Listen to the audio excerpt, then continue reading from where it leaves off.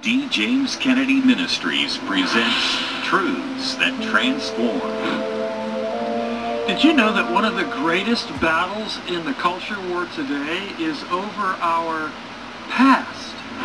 They are trying to define America by its birth defect of slavery and Jim Crow, and our counter is no individual or nation should be judged by the worst of what they used to be.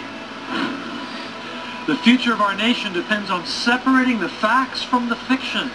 We will do that on today's Truths That Transform.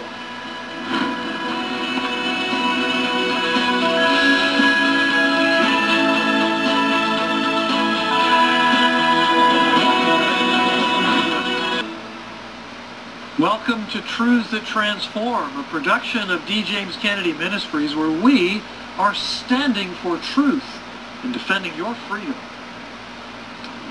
In recent years, there has been an ongoing effort to take control of the present by rewriting the past. American school children no longer grow up immersed in the history of the nation's settling and founding. Instead, they face a tsunami of revisionism, painting our nation's history primarily in terms of racism and oppression. On today's program, you will discover the true basis for our Constitution and see inside the attack on the guiding principles of our republic. We begin with our own Dr. Jerry Newcomb, Executive Director of our Providence Forum Outreach, who investigates the new war on America as founded. In recent months, we've seen around 200 statues of figures from American history topple in various cities across the country. It began with tearing down or vandalizing statues of Robert E. Lee and Confederates, but now it has included statues of George Washington and other great American leaders. If you want to remake America, you've got to tear down belief in and the country we have now. You have to make the country we have now and the founding fathers and our institutions illegitimate. Greetings. Ill Blacklight.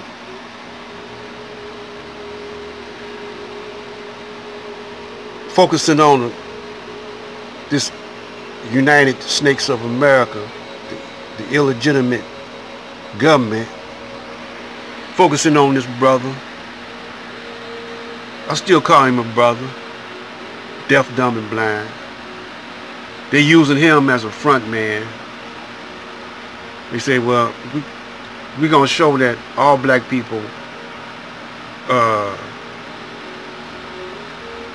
majority of black people think like this brother, which is true, young and old. This brother's not a warrior. He's a yes man for Uncle Sam.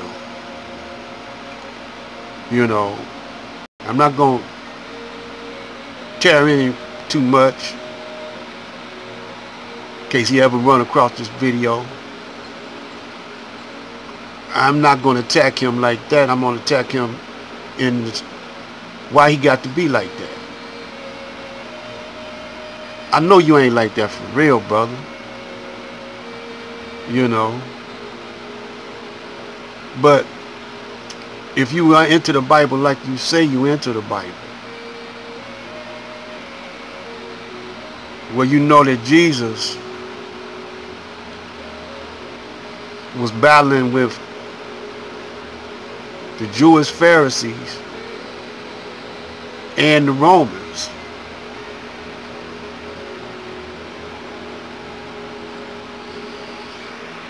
Now he was trying to establish the kingdom of God. He was saying that was the first government. So you can't have two masters. You can't have two masters. One you're going to hate, one you're going to love, one you're going to do wrong, and one you're going to try to do right. When the flag go against the laws of Allah. So you look at the condition of the United States and all over the planet Earth today. See, one thing about me when I was coming up in Detroit back in the 60s, I said it, you know, how we were rioting, so-called rioting, but we were rebelling. Because in the 50s, when I moved on the west side, the police was shooting 15-year-old boys, killing them. They had a unit called Stress. They were terrorizing the black neighborhood. So we had to go to school in white territory because we kicked them out of black territory. We kicked them out of across Illinois. We had a riot in the neighborhood where I lived with some motorcycle gangs and some hot rod gangs. And we ran them across Illinois. They started moving out.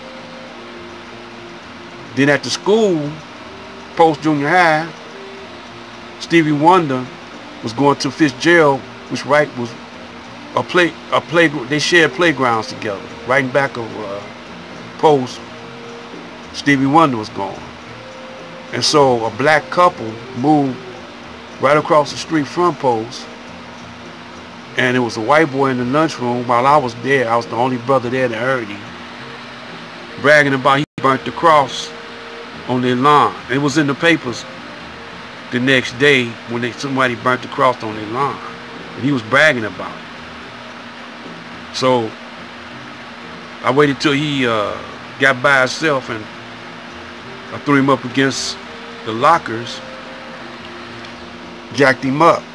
I didn't really hit him or nothing. I just had him in the lockers, and he was trembling in his shoes. But I didn't know that his old man was a detective. And while I was in class, his old man came up to the school and to the counselor, called me down. But they tried to, say they gonna beat me with a rubber hose, with a phone book, and I lied on my old man. My old man worked out at Chrysler. But I talked intelligently and told him that my old man was a figure of prominent in the community. And if you harm me, you would get sued. Anyway, I told the boys too what happened, and the ones I was talking to was my hoodlum boys, my hoodlum friends. Didn't go to school, and so it was on after that. And so we was fighting all in the school, but there was one white guy that lived in our hood. So in the hood, when he come in the hood after school, we went to the same school. We went to both of us went to Post Junior High. So we would come home the same way, walk down Finkel, and we used to hang out on the corner of Dexter and Finkel. That's where all the brothers, because it was a little, soda shop. That's what they had back in those days, that we took over from the Whiteys. The Whiteys used to, the devils used to meet in that shop, and we ran them out. That was our shop now. So we was hanging out on the corner in front of or on the side of the soda shop when he was coming down the street. And I was telling the brothers, I said, yeah, he pushed the Proctor. They beat up on Proctor, one of the brothers in the hood. And they say, well, you knock him out, man. They say, you said it, now knock him out. So he came up on us, and I say, didn't you jump on Proctor? He tried to deny it. So the boys say, knock him out, Coop. That's what they used to call me. He used to call me Coop DeVille. So knock him out. So I tagged him. I know I hit him as hard as I could. But I didn't hit him on the chin, though. But he fell out playing, playing dead. So he wouldn't get stomped on. So anyway, we started beating up on white boys. White boys tried to fight back, but they couldn't do nothing. They would catch you by yourself one at a time, like you have to stay after school or something. They stabbed his sister in the back, and we had to, rectify that situation. But this guy here, he wouldn't have been in that fight.